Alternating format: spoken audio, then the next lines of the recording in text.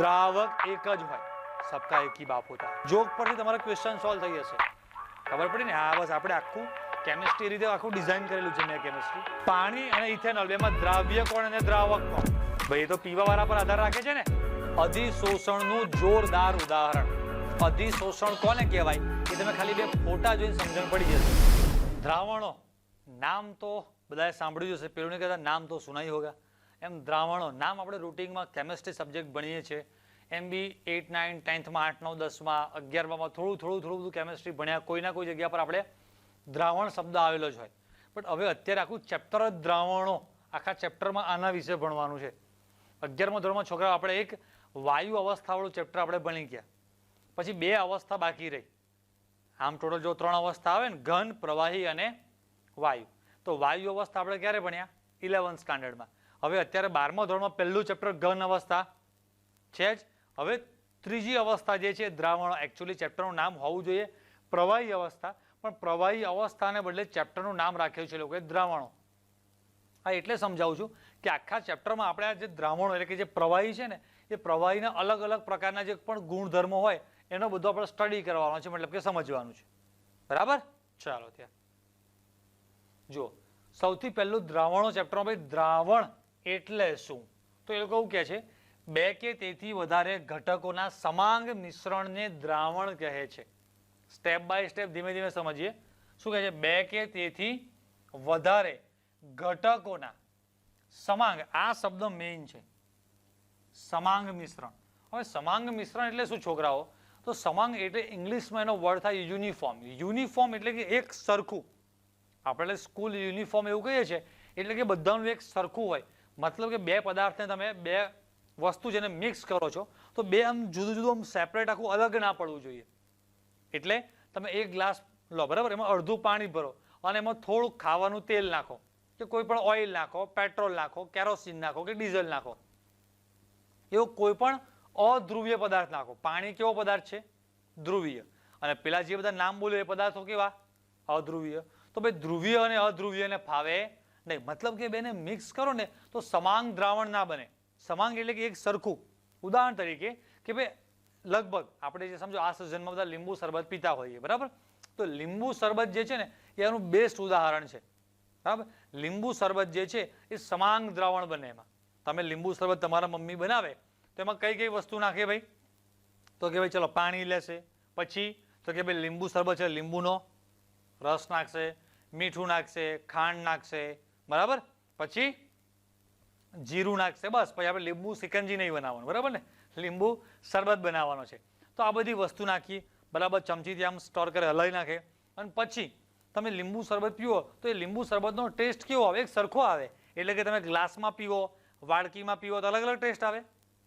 એક સરખો ટેસ્ટ આવે। ગ્લાસમાં પીવો કે વાડકીમાં પીવો, તમારા મમ્મી એમ શરબત બનાવી પછી ચાકતી વખતે આમ કહીને ચમચીમાં લઈ અને આમ વાડકીમાં કે હાથમાં રાખીને આમ કહીને ટેસ્ટ કરે, બરાબર, તમે તપેલી ડાયરેક્ટ મોઢે માંડો, તપેલી આમ ગોળ ગોળ ફેરવીને પીવો, દરેક વખતે ટેસ્ટ કેવો આવે? એક સરખો આવે। એવું ના થાય કે ગ્લાસમાં ઉપરમાં શરૂઆતમાં ખાટું લાગે, પછી વચમાં ખારું લાગે, પછી નીચે ખાંડ નાખી એટલે ગળ્યું લાગે, એવું ના થાય। જેટલા પણ પદાર્થો ઉમેર્યા બધા મિક્સ થઈ અને કેવું દ્રાવણ બનાવે છે? એક સરખું, એને કહેવાય સમાંગ મિશ્રણ। એ તો ખબર પડી। પણ દ્રાવણ કઈ વસ્તુનું બનેલું હોય છે? તો દ્રાવણમાં 2 વસ્તુ હોય, દ્રાવક અને દ્રાવ્ય। તો ભાઈ દ્રાવક એટલે શું? તો કે ઘટકોના સમાંગ મિશ્રણમાં, આ મેઇન શબ્દ ટીક કરવા છે, વધારે પ્રમાણ ધરાવતું દ્રવ્ય। અહીંયા દ્રવ્ય છે, દ્રાવ્ય નથી। મેઇન શબ્દ આ છે, વધારે પ્રમાણ ધરાવતું દ્રવ્ય એટલે કે ઘટક જે પણ છે દ્રાવક કહેવાય, અને અન્ય ઘટકોને દ્રાવ્ય કહેવાય। તો દ્રાવ્ય એટલે શું કહે છે ભાઈ? તો કે દ્રાવણમાં હાજર દ્રાવક સિવાયના એક અથવા વધારે ઘટકોને દ્રાવ્ય, વધારે હોય તો દ્રાવ્યો કહે છે। એટલે આપણે આપણા ઉદાહરણ પર પાછા આવીએ છોકરાઓ। આપણે જે ઉદાહરણ અત્યારે ડિસ્કસ કર્યું લીંબુ શરબત, એમાં પાણી છે એ સૌથી વધારે પ્રમાણમાં હોય, એટલે પાણીને શું કહેવાય? દ્રાવક। અને બાકીના બધા શું કહેવાય? દ્રાવ્ય। કોઈ પણ દ્રાવણ 2, 3, 4, 5, 10 પદાર્થોને પણ ભલે મિક્સ કરીને બનાવ્યું હોય, પણ એમાં દ્રાવક એક જ હોય, सबका एक ही बाप होता है ना? એવું નહીં કહેતા? હા બસ એ ડાયલોગ છે ને, બસ એના જેવું છે કે દ્રાવક એક હોય, દ્રાવક બે હોઈ શકે નહીં. એક રાજા હતો, એને 5 રાણીઓ હતી, એને 4 રાણીઓ હતી, એને 100 રાણીઓ હતી. એવું તમે સાંભળેલું છે ને? હા, એ દ્રાવક એક હોય, દ્રાવ્ય વધારે હોય શકે છે. ઊંધું ના સાંભળ્યું હોય તમે, કોઈ સાંભળ્યું? એવું મારે બોલાય નહીં, પણ ઊંધું સાંભળે એ સમાજમાં વ્યવહારિક દ્રષ્ટિએ, સામાજિક દ્રષ્ટિએ એક્સેપ્ટેબલ એટલે કે એવું સ્વીકાર્ય છે નહીં. એક રાણી હતી અને એવું શક્ય છે નહીં. કહેવાનો મતલબ એક દ્રાવ્ય હોય અને 5 દ્રાવક હોય એવું હોય નહીં. એવું હોય તો મહાભારત જેવું કહેવાય. ખબર પડી કે ના પડી? એટલે એવું હોય નહીં. બરાબર કે નહીં? એટલે મોટા ભાગે આપણે જે સામાન્ય જનરલ વાત કરીએ છીએ તો દરેક વખતે એવું જ હોય કે ભાઈ એક રાજા હતો, એને 2 રાણીઓ હતી, 10 રાણીઓ હતી, 100 રાણીઓ હતી. કૃષ્ણ ભગવાન જેવા હોય તો આખું ઝુંડ વાલ લીધું હોય, આમ 16,000 રાણીઓ. એટલે બાકીના 15,999 બિચારા કુંવારા રહી ગયા. એક જ માણસે બધું વાલ લીધું આમ કરીને. ખબર પડી? અને ત્યારથી જ પૃથ્વી ઉપર લેડીઝ જેન્ટ્સનો જે રેશિયો છે ને એ ડિસ્ટર્બ થઈ ગયો છે. ખબર પડે? એટલે બિચારા એ જમાનામાં જે બીજા બધા હતા એ લોકો બધાએ કૃષ્ણ ભગવાનને ફરિયાદ કરી, અમારે શું કરવાનું, બધું તમે વાલ લીધું તારે, અમે બધા વાઢા જ રહી જવાના કે નહીં રહી જવાના? એના જેવું છે આ. તો આપણે આ એક્ઝામ્પલ પરથી ખાલી તો સમજવા માટે, હસવા માટે જોક કહું છું ખાલી. આ બધા એવું કોઈ ગયું નહોતું કૃષ્ણ ભગવાનને કહેવા. પણ દ્રાવક જે સૌથી વધુ પ્રમાણમાં દ્રાવક એક હોય, પછી તમે જે અંદર ખાંડ નાખી, મીઠું નાખ્યું, બરાબર, પછી શું નાખ્યું, લીંબુના જે ટીપા નાખે, લીંબુનો રસ નાખ્યો હોય, કોઈક લીંબુ સિકંજી બનાવતું હોય તો પછી જીરું બીરું નાખે, કે જે પણ તમે એક્સ્ટ્રા પદાર્થો ઉમેરો છો એ બધા શું કહેવાય છોકરાઓ? દ્રાવ્ય. આટલું ખબર પડે? ખબર પડે ભાઈ. હવે અત્યાર સુધી આપણે આવું ચેપ્ટર કોઈ ડિટેલમાં ભણ્યા ના હોય એટલે આપણી માનસિકતા એવી હોય કે ભાઈ જે પ્રવાહી સ્વરૂપે હોય ને એને જ દ્રાવણ કહેવાય. શું કીધું? ફરી બોલો. કે પ્રવાહી સ્વરૂપે હોય એને દ્રાવણ કહેવાય. એટલે વાયુ દ્રાવણ, પછી ઘન દ્રાવણ એવું હોય? હા હોય ને. તો ડાયરેક્ટ આના પછી જે ટેબલ છે ને, ટેબલ આપણે કેમિસ્ટ્રી આપણું આખું એક્ઝામ્પલ પર ચાલે છે. અને જેટલા પણ જે બધા મારા ક્લાસ પર જે બધા રેન્કર છોકરાઓ હતા, જેને 99 માર્ક આવેલા છે, કે જે બી છોકરાઓ છે, ઓછા માર્ક કે વધારે માર્ક, બધાનું એવું કેવું છે કે એક્ઝામ જ્યારે બોર્ડ એક્ઝામ લખતા હોઈએ ને ત્યારે બોર્ડ એક્ઝામનું પ્રેશર, ટેન્શન એટલું બધું હોય છે ને કે એ વખતે કોક વાર એવું થાય કે ફંડામેન્ટલ જે તમે એનું લોજિક હોય ને, લોજિક સોલ્વ કરવાનું ટેકનિક એ હારી યાદ જ ના આવે. કે આનો યાર કન્સેપ્ટ શું હતો, કેવી રીતે સોલ્વ કરવાનું એ યાદ ના આવે. પણ સર તમે જે એક્ઝામ્પલ બધા આપ્યા હોય ને એ એક્ઝામ્પલ યાદ આવે. એ બધા જોક કીધા હોય, એ જોક પરથી તમારા ક્વેશ્ચન સોલ્વ થઈ જશે. ખબર પડી ને? હા બસ આપણે આખું કેમિસ્ટ્રી રીતે આખું ડિઝાઇન કરેલું છે મેં કેમિસ્ટ્રી, કે દરેક ટોપિકના એવા જોક કહો, એવી વાર્તાઓ કહો, એવા એક્ઝામ્પલ આપેલા હોય ડે ટુ ડે લાઈફના, એ બધા તમે ઓટોમેટિક યાદ રહેશે અને એનાથી તમારા કન્સેપ્ટ બહુ મસ્ત ક્લિયર થઈ જવાના. તો આપણે વાત ચાલતી હતી ઘન દ્રાવણની. તમારા બધાના ઘરે રોટલી બનાવે છે તો તમારા મમ્મી રોટલીનો લોટ બાંધે છે, એમાં કઈ કઈ વસ્તુ નાખે છે યાદ કરો. પહેલા ઘઉંનો લોટ લેશે, પછી થોડું પાણી નાખશે, પછી તેલ નાખશે, પછી મીઠું નાખશે. એમાં જો તીખી ભાખરી જેવું શું બનાવવાનું હોય તો થોડી હળદર નાખે, મરચું નાખે, જીરું નાખે. બરાબર કે નહીં? તો અને એનો મમ્મી તમારા લોટ બાંધે છે તો છેલ્લે જે બધી વસ્તુ મિક્સ કરી અને લોટ બંધાયો, એ લોટ પ્રવાહી સ્વરૂપે હોય, ઘન સ્વરૂપે હોય કે વાયુ સ્વરૂપે હોય? ભાઈ ઘન સ્વરૂપે હોય છે. લોટ આપણે આમ અડી શકીએ છીએ આમ, બરાબર ને? એટલે આમ તરત ખબર પડે કે આ ઘન પદાર્થ કહેવાય. તો ભાઈ એમાં પાણી છે એ તો પ્રવાહી સ્વરૂપે હતું, તેલ છે એ તો પ્રવાહી સ્વરૂપે હતું, પણ સૌથી વધુ જથ્થો જેનો હોય એ કોણ હતું? ઘઉંનો લોટ. સૌથી વધારે પ્રમાણમાં એ જ લેવાનું હોય ને, કે મસાલો લેવાય એટલો બધો. 10 માણસની ઘરે મમ્મી રોટલી બનાવવાની હોય અને આટલું તબાચરું ભરીને મરચું લેશે, પછી થોડોક એમાં ઘઉંનો લોટ નાખશે, થોડુંક મીઠું નાખશે, થોડીક હળદર નાખી અને આમ લાલ લોટ બાંધે અને પછી લાલ રોટલા, લાલ રોટલીઓ આવે. હવે એ ખવાય? ભૂકા નીકળી જાય ને કાનમાંથી, નાકમાંથી, બધે જઈ તઈથી ગમે ત્યાંથી ધુમાડા નીકળી જાય. એમ કે એવું કહે છે કે વાયુ તો જગ્યા પોતાની કરી લે. ખબર પડી ને? એટલે કઈથી ધુમાડા નીકળે એ આપણને પછી ખબર પડે નહીં, તો ધુમાડા નીકળી જાય આપણા બધાને. તો એમાં ઘઉંનો લોટ છોકરા શું કહેવાય? મારો દ્રાવક. અને બાકીના તેલ, કોરઈ, મીઠું, જીરું, બરાબર, મમ્મીએ જે પણ નાખ્યું હોય એ બધી વસ્તુ શું કહેવાય? દ્રાવ્ય. અને એક વાક્ય બોલું છું, જોજો. હવે આ ઉદાહરણ પરથી ખબર પડશે કે જે ફાઇનલ તમારું જે દ્રાવણ બને ને એ ઘન છે, પ્રવાહી છે, વાયુ છે, એ દ્રાવક ઉપર આધાર રાખે. દ્રાવણ તમારું ઘન બનશે, પ્રવાહી બનશે કે વાયુ બનશે એ દ્રાવક પર આધાર રાખે. સાચી વાત કે નહીં? સાચી વાત ભાઈ. પહેલું ઉદાહરણ જે લીંબુ શરબત વાળું હતું એમાં ભાઈ ખાંડ ઘન સ્વરૂપે હતી, મીઠું ઘન સ્વરૂપે હતું, છતાંય એ જે દ્રાવણ બન્યું ને પ્રવાહી બન્યું, કેમ કે પાણી એમાં દ્રાવક જે પાણી સૌથી વધારે જથ્થામાં પાણી છે અને પાણી તો ભાઈ પ્રવાહી સ્વરૂપે છે. લવલી. ખબર પડી કે ના પડી? અને આપણે જે છોકરાઓ, ચાલો બીજું એક્ઝામ્પલ જે ડિસ્કસ કર્યું કે ભાઈ રોટલીનો મમ્મી લોટ બાંધે તો એમાં પાણી છે પ્રવાહી સ્વરૂપે હતું ને ભાઈ હતું જ, તો પણ છેલ્લું ફાઇનલ જે દ્રાવણ બન્યું એ પ્રવાહી ના બન્યું. કેમ ભાઈ? કેમ કે એમાં જે સૌથી વધારે જથ્થામાં જે દ્રાવક હતો, દ્રાવક, એ દ્રાવક કોણ હતો? ઘઉંનો લોટ. સાચી વાત છે ભાઈ. ખબર પડી કે ના પડી? એમ આપણે હવે બધા અલગ અલગ ઉદાહરણ જોવાના છે. તો મારું આ જે પણ મેં એક્ઝામ્પલ આપ્યા આ તો બહુ સિમ્પલ વસ્તુ છે, બધાને ખબર પડે એવી, પણ જે ઉદાહરણ આપે એમાં કહેવાનો મારો મતલબ એવો હતો કે જે ફાઇનલ તમારું જે દ્રાવણ બને છે ને, દ્રાવણ એ કોની પર આધાર રાખતું હોય? દ્રાવક, એની અવસ્થા, એ ઘન બનશે, પ્રવાહી બનશે કે વાયુ બનશે, એ કોની પર આધાર રાખતું હોય? દ્રાવક પર આધાર રાખે. રેડી? ખબર પડી જાય? ચલો થોડુંક આગળ જવા દઈએ. હા, હવે આવું આ ટાઈપનું ટેબલ તમને લોકોને આપેલું છે પેમ્પલેટમાં. Yes, right. ચલો, તો એ મોસ્ટ આઈએમપી છે, એમસીક્યુ માટે બાજુમાં લખી રાખો.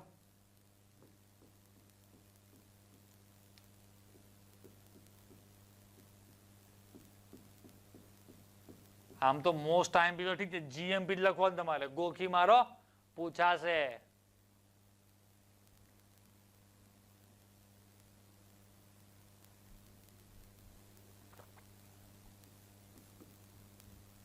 ચાલો હવે જોઈએ, વન બાય વન આપણે જોતા જવાનું છે. બધા ઉદાહરણ છે, આ બધા ઉદાહરણ એક્ઝામમાં એમસીક્યુ માટે બહુ જ ઇમ્પોર્ટન્ટ છે.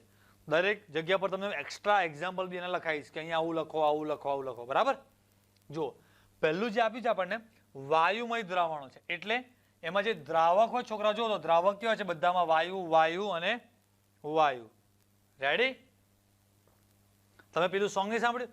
વા વાયા ને વાદળ ઉમટ્યા, તો વા વાયા એટલે વાયુ સ્વરૂપે છે.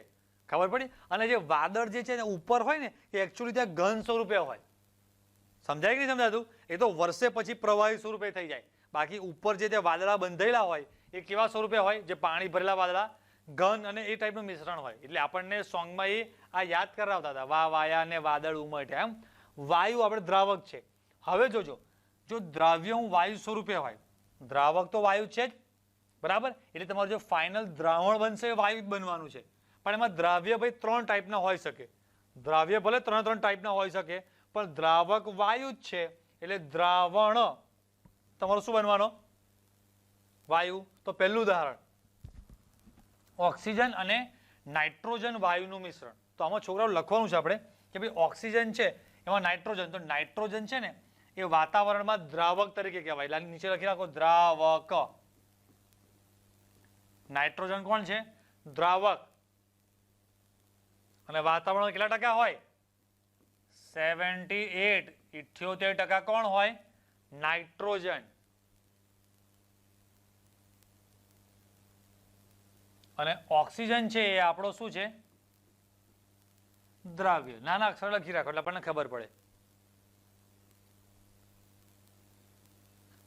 રેડી?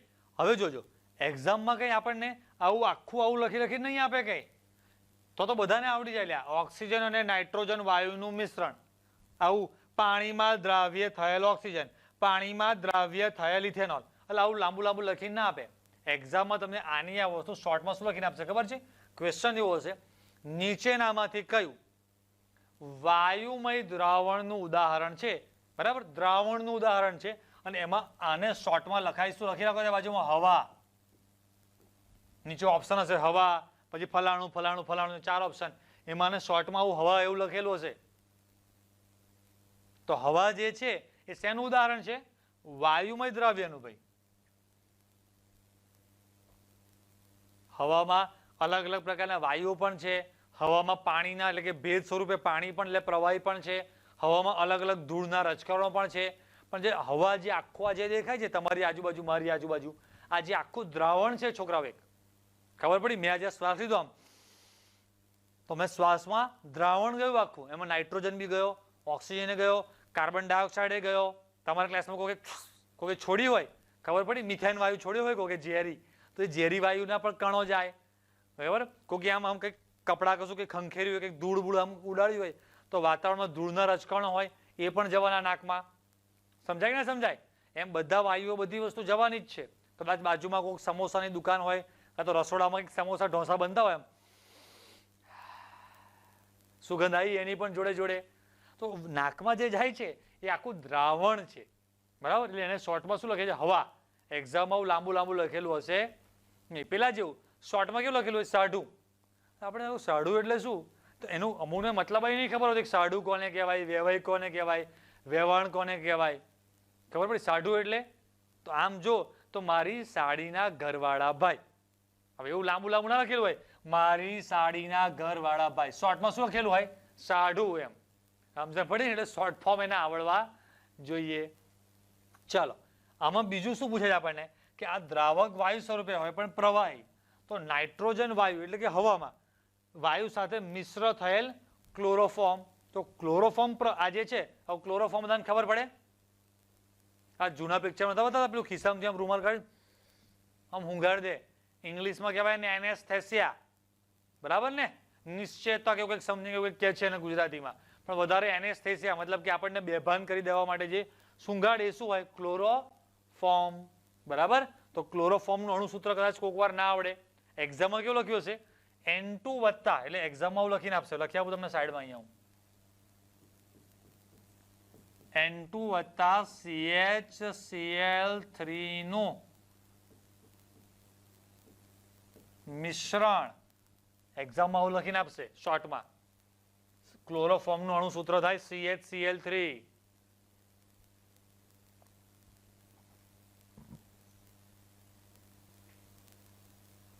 ચાલો, ખબર પડે?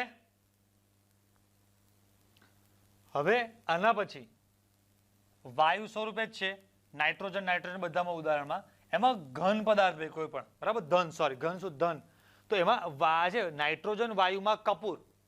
તો આપણે નાઇટ્રોજન વાયુ સ્વરૂપે છે, પણ કપૂર કેવા સ્વરૂપે હોય? ઘન સ્વરૂપે હોય કે ના હોય? કપૂર તમે બધા જોયું હશે ને, કરિશ્મા કપૂર, ખબર પડી? એકતા કપૂર, પેલા કપૂર, ફલાણા શાહિદ કપૂર. એ કપૂર નહીં, આ આપણે પેલું પૂજામાં યુઝ કરીએ એ કપૂર. તમે એને સળગાવશો છોકરાઓ, જોજો એ તમે એને સળગાવો એટલે કપૂર સીધે સીધું ઓગળશે નહીં, એ સીધે સીધું છે એમાં વાયુમાં ફેરવાઈ જાય.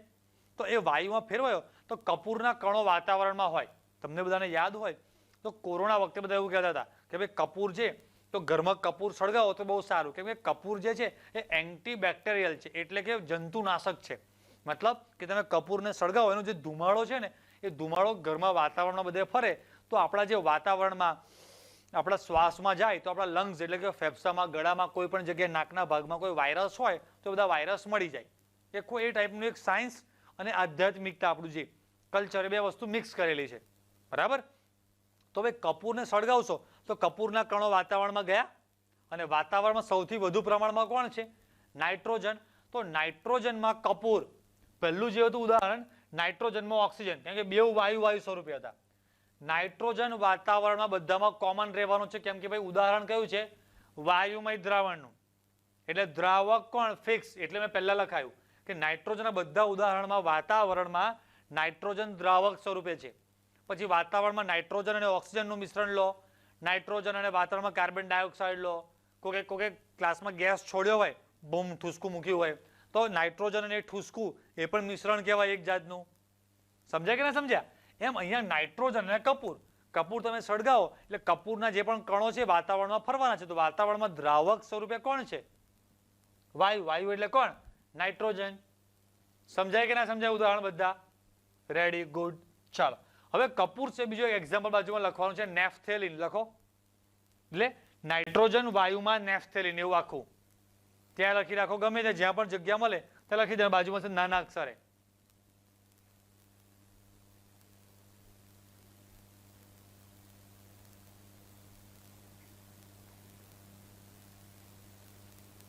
હા રે, જો આ ઉદાહરણ તમને ફોટો બતાવી દીધો મેં અહીંયા, કે આ જે છે એ શું છે?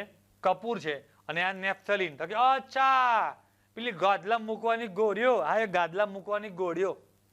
આપણે જે ગાદલામાં એટલે કે જે બધા આપણે ગાદલા ગોદડા હોય, કપડાં હોય, બરાબર, પછી ઘણી જગ્યાએ બધા પર વોશરૂમ જે યુરિનલ હોય કે જ્યાં ખોટી દુર્ગંધ ના આવે, તો આ જે પદાર્થ છે નેફ્થેલિન તો ઝેરી પદાર્થ છે, એટલે એ પદાર્થને ત્યાં તમે મૂકેલો હોય તો આ પદાર્થ પણ એવો છે, તમે સળગાવો તો એ પ્રવાહી સ્વરૂપમાં નહીં ફેરવાય, સીધો વાયુમાં ફેરવાઈ જાય. તો આ ઇંગ્લિશમાં કહેવાય નેફ્થેલિન બોલ, સાદી ભાષામાં ગુજરાતીમાં આપણે કહીએ છીએ આ ગોળીઓ કપડામાં મૂકવાની. બરાબર. ચાલો હવે છોકરા ઉદાહરણ આવ્યું ભાઈ પ્રવાહી દ્રાવણો, એટલે કે તમારો દ્રાવક પ્રવાહી, પ્રવાહી ને પ્રવાહી. બરાબર. એમાં વાયુ, પ્રવાહી અને ઘન. તો ભાઈ પ્રવાહીમાં વાયુ એવું કયું ઉદાહરણ છે? જો લખ્યું પાણીમાં દ્રાવ્ય થયેલ ઓક્સિજન. બીજું ઉદાહરણ છે પાણીમાં દ્રાવ્ય થયેલ CO2 વાયુ.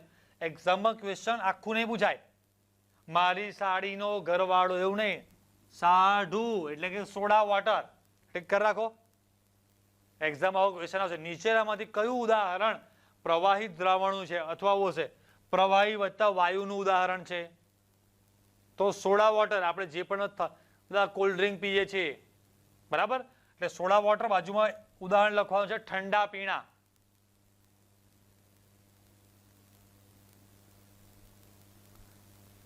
બરાબર. પછી થમ્સઅપ, પેપ્સી, કોઈ પણ જાતની સોડા લઈ લો, બધામાં પ્રવાહી છે અને એમાં CO2 વાયુ દ્રાવ્ય થયેલો હોય છે એટલે એને કહેવાય સોડા વોટર.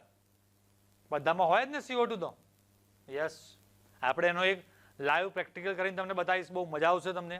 આના પછીની એક થિયરી આવવાની છે, એક બે થિયરીમાં આપણે લાઈવ પ્રેક્ટિકલ કરીને જોઈશું કે ભાઈ સોડા જે હોય છે કેવી રીતે આખું પાણીની અંદર સોડા ઓગળે છે, એટલે કે તમારો જે આ CO2 અને કેવી રીતે સોડા બને છે અને એનો શું એકચ્યુઅલીમાં આખો CO2 કેવી રીતે દ્રાવ્યતા થાય, તાપમાનની અસર શું છે, એની પર દબાણની અસર શું છે, એ બધું પ્રેક્ટિકલ કરીને તમને બતાવીશું. બરાબર. ટેકનોલોજીનો એ તો ભાઈ આપણે ઉપયોગ કરવાનો છે ને. ચલો આના પછીનું એક્ઝામ્પલ છે જોરદાર, બંને પ્રવાહી. પાણીમાં દ્રાવ્ય થયેલ ઇથેનોલ. પાણીમાં દ્રાવ્ય થયેલ ઇથેનોલ. ચલો તમારામાંથી મને કોણ કહે છે કે આમાં પાણી અને ઇથેનોલ એમાં દ્રાવ્ય કોણ અને દ્રાવક કોણ? ચાલો ચાલો ફટાફટ. યસ, જેમણે હાથ ઉપર કર્યો ચલો માઇકમાં બોલો તો અનમ્યુટ કરીને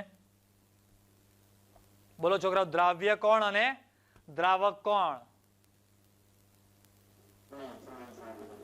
ઇથેનોલ દ્રાવ્ય અને પાણી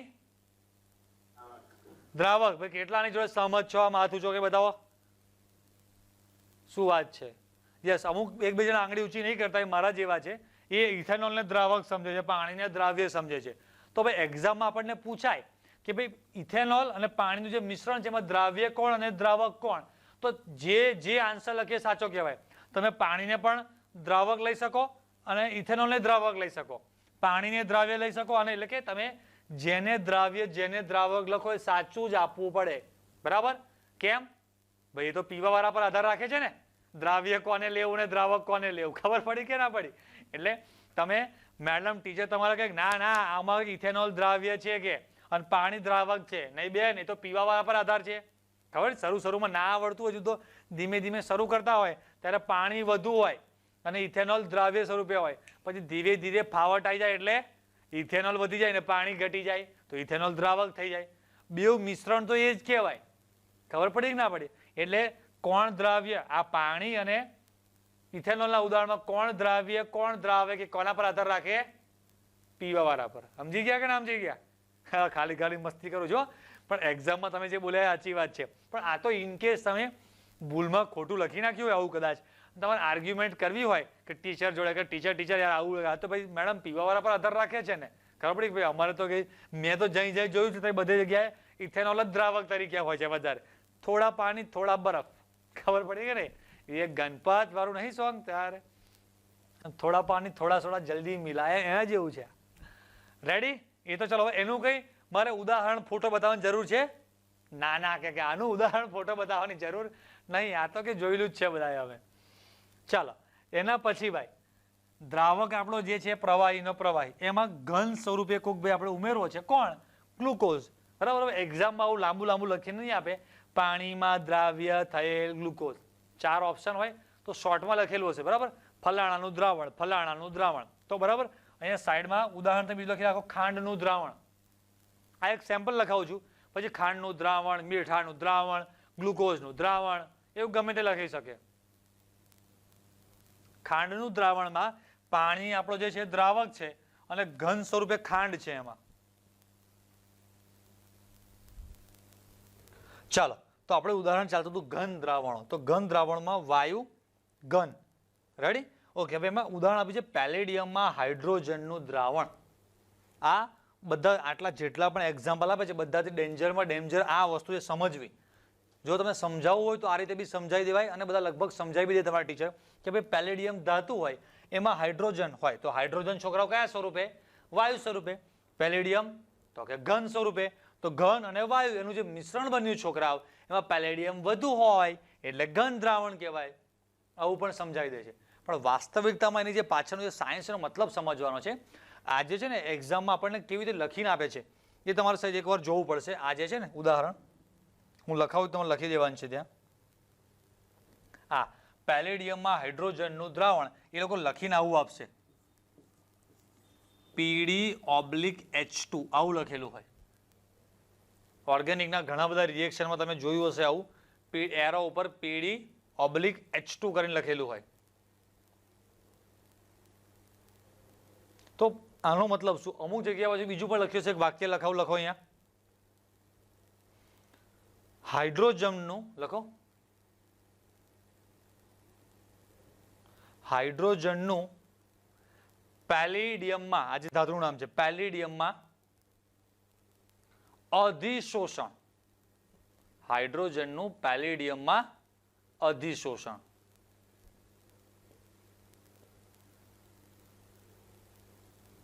હવે પાછો અધિશોષણ શબ્દનો મતલબ શું છોકરાઓ? ઘણા બધાને ખબર નહીં હોતી. એકચ્યુઅલી એ તમને ચેપ્ટર નંબર 5 એ પતશે ત્યારે તમને અધિશોષણનો મતલબ બહુ ડિટેલમાં લગભગ આપણે આખો એકાદો કલાક એકાદો આખો લેક્ચર અધિશોષણ પર જ ભણવાનો છે. આખું ચેપ્ટર એના પર આધારિત છે. પણ થોડુંક અત્યારે ખબર હોય તો આ ટોપિક બહુ સારી રીતે સમજાશે કે ભાઈ આ પેલેડિયમમાં હાઇડ્રોજનનું દ્રાવણ એટલે કેવી રીતે બને. આમ વાસ્તવિકતામાં જોવા જઈએ તો આપણને એમ થાય કે ભાઈ ધાતુ પેલેડિયમ તો કોઈ ધાતુ છે એમાં હાઇડ્રોજન વાયુ જો મિક્સ થાય અને દ્રાવણ આવું કેમનું બનતું હશે? સમજાય? તો એકચ્યુઅલીમાં આ વાક્ય એવું છે કે જે હાઇડ્રોજન વાયુ છે એનું પેલેડિયમની સપાટી ઉપર અધિશોષણ અધરવાઇઝ એવું પણ કહેવાય કે પેલેડિયમમાં અધિશોષણ. તો પહેલા અધિશોષણ શબ્દનો મતલબ સમજવાનો છે કે ભાઈ અધિશોષણ એટલે શું? તો ભાઈ અધિશોષણ એટલે એવું કહે છે કે કોઈ પણ પદાર્થનું માત્ર સપાટી ઉપર જે આકર્ષાવું, સપાટી ઉપર શોષાવું, સપાટી ઉપર જમા થવું એને અધિશોષણ કહેવાય સાદી ભાષામાં. પણ એક શબ્દ મેં એમાં મૂક્યો કયો? માત્ર સપાટી ઉપર. ક્યાં? માત્ર સપાટી ઉપર જે થાય છે એને અધિશોષણ કહેવાય. ઉદાહરણ તરીકે તમે અત્યારે ઘરે કે ક્લાસરૂમમાં કોઈ જગ્યા પર બેઠા છો, ત્યાં ઘરે કોઈ ટેબલ છે કાં તો પછી કોઈ ગ્લાસ છે, કાચ કોઈ જગ્યા પર કશો છે, ટીપોઈ છે, કાં તો પછી તમે જે ક્લાસરૂમમાં બેઠા હોય તો ક્લાસરૂમમાં બેન્ચ છે એની પર કદાચ એકાદ બે દિવસથી જો ક્લાસરૂમમાં કંઈ કચરો બચરો કંઈ વળ્યો ના હોય બરાબર, કાં તો બહુ ધૂળ બૂળ ઉડી હોય તો આપણે એની પર આમ જસ્ટ ખાલી આમ હાથ આમ ફેરવીશું ને તો આપણા હાથ પર આમ ધૂળ આવે છે. હા કે ના? એ ખાલી બેન્ચ પર ટેબલ પર નહીં, ઘરની દરેક વસ્તુ પર તમારા મમ્મી રોજ સવારમાં જે ઝાપટે છે સાફ સફાઈ કરે છે તો એની ઉપર એકચ્યુઅલી એક ઘન પદાર્થ છે, એની ઉપર ધૂળના રજકણો છે એ એની સપાટી પર ત્યાં બેસી ગયા છે. તો એને શું કહેવાય? અધિશોષણ. બરાબર? હવે એક તમને અધિશોષણનું આપણે એક ઉદાહરણ જોઈએ. આ તો આપણે ગઈકાલે જોયું હતું. ઉદાહરણ તમે જોશો એટલે તમને કમ્પ્લીટ ખબર પડી જશે. હા, જોવો તો અધિશોષણનું જોરદાર ઉદાહરણ શું છે? તમારે ખાલી પિક્ચર જોઈ અને સમજવાનું છે કે આમાં અધિશોષણ શબ્દનો મતલબ કઈ જગ્યા ઉપર છે. અધિશોષણ કોને કહેવાય એ તમે ખાલી બે ફોટા જોઈને સમજણ પડી જશે. સમજણ પડી જાય? આ બેનને ઓળખો છો? તેરી મેરી રોનું મંડલ. હા, એક બે વર્ષ પહેલા બહુ જ માર્કેટમાં આવ્યા હતા. રેલવે સ્ટેશન પર આ બેન ગાતા હતા અને હિમેશ રેશમિયા એ બેનને જોઈ ગયા અને પછી એ બેનને સ્ટુડિયોમાં લઈ ગયા. એના પછી એક સોંગ આવ્યું હતું તેરી મેરી વાળું, બરાબર ને? તો એ વખતે બેનને મેકઅપ કર્યો હતો. તો જો આમાંથી આવા થઈ ગયા. તો આમાંથી આવા થયા એમાં અધિશોષણ કઈ જગ્યા પર આવ્યું ભાઈ? તો અધિશોષણ મેં તમને સમજાયું કે પદાર્થનું માત્ર સપાટી ઉપર જ જમા થવું એને કહેવાય અધિશોષણ. સમજાય ને? તમને લાંબો ટાઈમ સુધી આ એક્ઝામ્પલ યાદ રહી જવાનું. અલા ખબર પડે કે ના પડે? એટલે એક્ઝામમાં તમને હું જે વ્યાખ્યા બોલ્યો એ વ્યાખ્યા યાદ નહીં આવે, એનો મતલબ નહીં ખબર પડે, પણ આના પરથી ઓટોમેટિક તમને એક્ઝામમાં યાદ રહી શકે. હા, સરે આપણને હવે ફોટો બતાવ્યો હતો ને એમાં સમજાયું હતું કે ભાઈ સપાટી ઉપર જ્યાં કોઈ પણ લેડીઝ જે મેકઅપ કરે છે, મેકઅપ છે માત્ર સપાટી ઉપર જ હોય અને એ સપાટી ઉપર જે કણોનું જમા થવું એને જ શું કહેવાય છે? અધિશોષણ. બરાબર કે નહીં? ખબર પડે ને બધાને? હા, તો આ આખું અધિશોષણનું એક્ઝામ્પલ છે. તો જો છે આવા, પણ જો મોડું ધોવે તો કારું ધબ જેવું ડાચું હતું એવું બહાર આવે કે ના આવે? યસ, આવે. કેમ કે અધિશોષણ માત્ર સપાટી ઉપર થાય. એકવાર ગાલ ગુલાબી કર્યા, હોઠ લાલ કર્યા પછી આખી જિંદગી એવા ને એવા રે નહીં, કેમ કે અધિશોષણ તો માત્ર સપાટી પર જ થાય છે. ખબર પડી કે ના પડી? તો છેક અંદર સુધી ઉતરી જાય નહીં. અરે સમજ્યા કે ના સમજ્યા? હા હા, ખબર પડી. હા, અમુક પેલી કંપની વાળા બધા કહેતા હોય છે. Yes, this is the another example of અધિશોષણ. આ અધિશોષણનું બીજું એક જોરદાર ઉદાહરણ. હા, જે લોકો વાપરતા હશે એમને ખબર હશે કે આ શું છે? અધિશોષણ. બધી ભણવાની વસ્તુને ડે ટુ ડે લાઈફ જોડે જોઈન્ટ કરશો ઓટોમેટિક યાદ રહેશે કે તમે જ્યારે બી મેકઅપ કરો છો, ફેર એન્ડ લવલી લગાવે છે ગર્લ્સ, છોકરીઓ બધી, એ એક પ્રકારનું શું છે? અધિશોષણ. ખાલી માત્ર સપાટી ઉપર લાગશે, છેક અંદર સુધી ઉતરી જાય નહીં. મતલબ કે તમે એક ટ્યુબ નહીં, આવું આખું 20 લીટરનું કેન મોઢા પર લગાડી દો તો એ ખાલી ઉપરનો ભાગ જ તમારો સફેદ થશે. કાયમી એ આખી ચામડી દોરી થઈ જાય નહીં. કંપની વાળા તો બતાવે છે, અહીંયા જો આમ લખ્યું છે 1 2 3 4 12 દિનો મેં. પહેલા આવી કાળી ચામડી હોય તો 12 દિવસમાં આવી થઈ જાય. એનો મતલબ કે જો આજની તારીખમાં ઇન્ડિયાની જેટલી પણ લેડીઝ છે બધી એક સાથે આજે ફેર એન્ડ લવલી લગાડવાનું ચાલુ થાય તો 12મા દિવસે કંપની બંધ થઈ જાય. હવે નવી લેડીઝ જન્મે ત્યાં સુધી કંપની શું રહે? બંધ. કેમ? તો કે બધી દોરી થઈ ગઈ. પણ એવું વાસ્તવિકતામાં થાય નહીં. કેમ કે ભાઈ અધિશોષણ તો માત્ર સપાટી ઉપર થાય, સપાટીમાં અંદર સુધી ઉતરે નહીં. એટલે અધિશોષણ શબ્દનો મતલબ સમજાયો કે ના સમજાયો? હા, તો વાંધો નહીં. બસ અધિશોષણ એટલે આ બધા જે એક્ઝામ્પલ છે અધિશોષણ છે. એમાંય એક વળી જોક છે. નરેન્દ્ર મોદી સાહેબને તમે ફેર એન્ડ લવલીની તમે એડ કરવાનું કીધું હોય, બરાબર? નરેન્દ્ર મોદી સાહેબ તો ફેર એન્ડ લવલીની એડ કેવી રીતે કરે? તારે તો નરેન્દ્ર મોદી સાહેબ જો ફેર એન્ડ લવલીની એડ કરે તો આ રીતે એડ કરે. ભાઈઓ બહેનો, આજ समग्र भारत जनता को मैं ये दावे के साथ कहना चाहता हूं कि अगर हमारी भारतीय महिलाएं ये फेयर एंड लवली लगाएगी तो मेरी गारंटी है कि 12 दिनों में पूरा भारत केरल से कश्मीर हो जाएगा. बोलो, खबर पड़ी? नरेंद्र मोदी એડ કરે ને તો એ આ રીતે એડ કરે. એની મતલબ કે કેરળમાં જે બધા લેડીઝ હોય છે ને એકદમ બ્લેકિશ જેવા દેખાતા હોય છે, કાશ્મીરના લેડીઝો એના જેવા થઈ જાય. નરેન્દ્ર મોદી સાહેબ એવી રીતે આની એડ કરે. તો આ મેં તમને ખાલી એક એક્ઝામ્પલ સમજાવ્યું, અધિશોષણ. છોકરાઓ, હવે વાસ્તવિકતામાં આ રૂટીન લાઈફનું આપણું એક્ઝામ્પલ છે. એમાં કોઈ પણ અધિશોષણના એક્ઝામ્પલ તમે લઈ શકો. અત્યારે ધારો કે હું તો ડિજિટલ બોર્ડ પર લખું છું, બાકી ચોક હોય ને મારા ચોકથી અહીંયા ચોકથી મારા ટી શર્ટ પર કોઈ ડાઘો પડેલો છે, મારા હાથ ઉપર ચોક હોય છે, તો એ બધું એક્ઝામ્પલ છે ને કહેવાય? અધિશોષણના. પણ એ મારા હાથ એકવાર સમજો ચોકવાળા સફેદ થઈ ગયા છે તો આખી જિંદગી એવા નહીં રહે કે હું ધોઈશ તો શું થાય? જતું રહેવાનું છે. અહીંયા કપડા પર ચોક લાગ્યો છે, કંઈક આમ ખંખેરીશ તો જતું રહેશે. એ માત્ર સપાટી પર હોય. તો એનું હવે પરફેક્ટ એક્ઝામ્પલ આ છે કે ભાઈ આ પેલેડિયમ ધાતુ છે. પેલેડિયમ ધાતુની સપાટી પર જે હાઇડ્રોજન વાયુઓ છે, આ બધા કણો આ સપાટી પર, રાઈટ? તો એને શું કહે છે લોકો? અધિશોષણ. આ બધું પિક્ચર્સથી જોયેલું હશે ને તો તમને લાંબા ટાઈમ સુધી યાદ રહેશે. ચલો, બધાને હવે ખબર પડી જાય કે ના પડી જાય? રેડી? Yes, okay. ચલો આપણે ટેબલમાં પાછા આવી જઈએ. યસ, તો આ હતું પેલેડિયમમાં હાઇડ્રોજનનું દ્રાવણ. હવે બીજું એક્ઝામ્પલ છે. આપણો દ્રાવક તો ઘન સ્વરૂપે જ છે, પણ એમાં દ્રાવ્ય પ્રવાહી સ્વરૂપે ઉમેરવામાં આવે તો સોડિયમ સાથે પારાનો સંરસ. સોડિયમ સાથે પારાનો સંરસ એટલે સોડિયમ તો ખબર પડશે, પારો એટલે Hg, મર્ક્યુરી, એનો સંરસ. હવે આ શું પાછું છે? કેરીનો રસ સાંભળ્યો છે, આ સંરસ શું આવ્યું પાછું? તો સંરસનો મતલબ તમને સમજાવું છું શોર્ટમાં, બરાબર? જોજો પહેલા અહીંયા આપણે થોડા ફોટોસથી સમજીશું. હા, અહીંયા કંઈક તમને ફોટા બતાવેલા છે. અહીંયા લખેલું છે ગોલ્ડ સાથે પારાનો સંરસ, બરાબર? ગુજરાતી ઇંગ્લિશ બેવ લખવું પડે ને. સોના એટલે કોઈકનું નામ હશે, સોના. પારો એ કોઈકનું નામ હોય ને. વળી પાછો સોના અને પારાનો સંરસ, વળી આ શું પાછું નવું આવ્યું કે છે? તો આ એકચ્યુઅલી છે શું તમને સમજાવું છું. જોજો તમે છોકરાઓ, બધાએ સિગરેટનું પેકેટ જોયેલું છે? હા, બધા પાડે પેકેટ, હા જોયેલું જ છે. પીધી નહીં ને?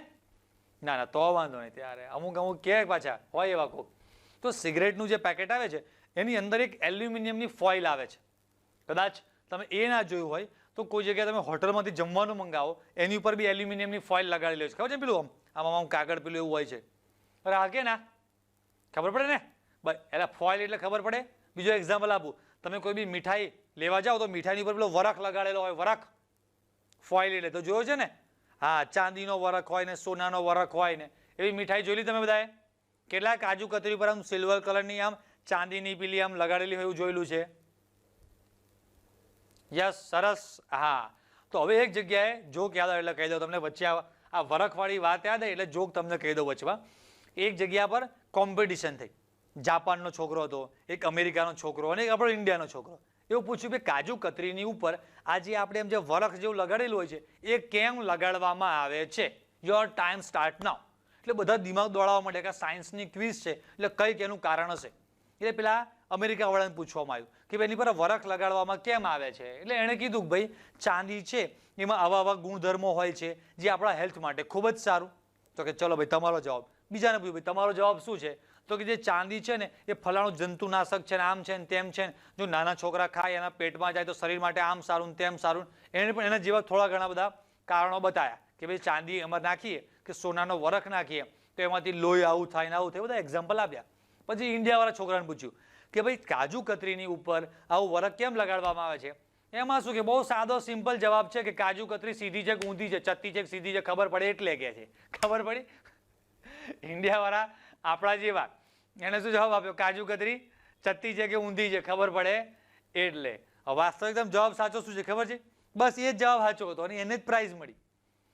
ખબર પડે કે આપણે કાજુ કતરી સીધી છે કે ઊંધી. એમ એ વરખ એ પ્રકારનો અહીંયા મેં છોકરાઓ સોનાનો વરખ લીધો. શું લીધો છે?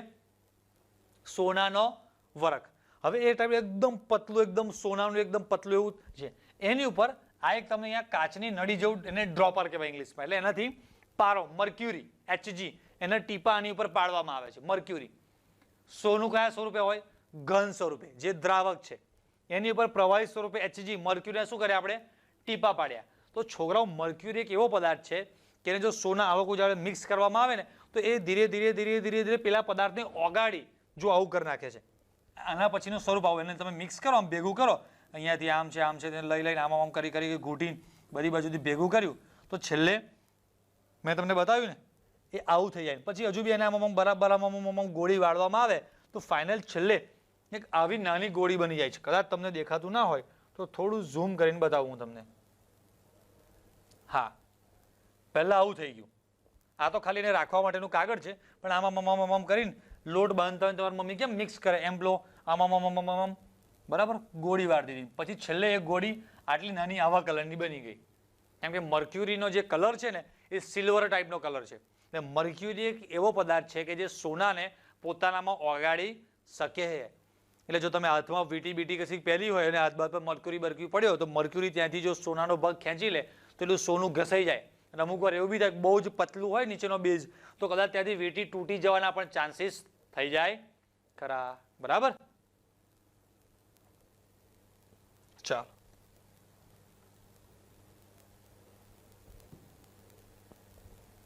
હા, તો સોના સાથે પારાનો સમરસ. હવે એક્ઝામમાં આવું તો પૂછાશે ને એવું લાંબુ લાંબુ તો લખશે નહીં.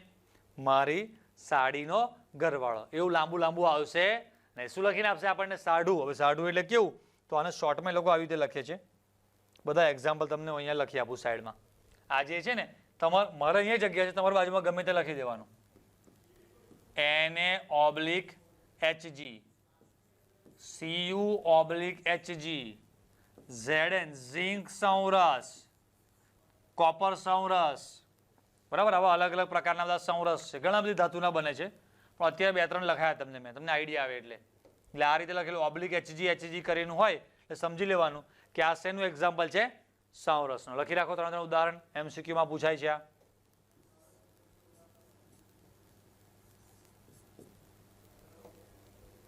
ડન? ચાલો હવે છેલ્લું એક્ઝામ્પલ. બંને ઘન હોય તો ગોલ્ડ એટલે કે સોનું માં દ્રાવ્ય થયેલ કોપર.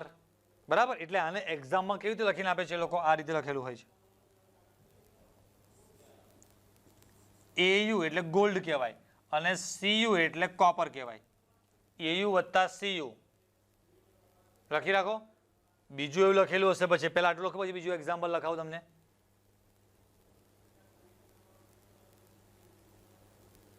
બીજું લખો સોનાના ઘરેણા. આને શોર્ટમાં એવું લખેલું હોય સોનાના ઘરેણા. શેનું ઉદાહરણ છે?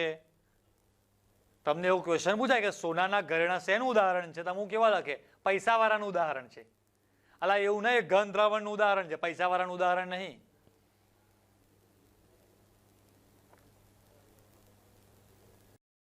સોનાના ઘરેણા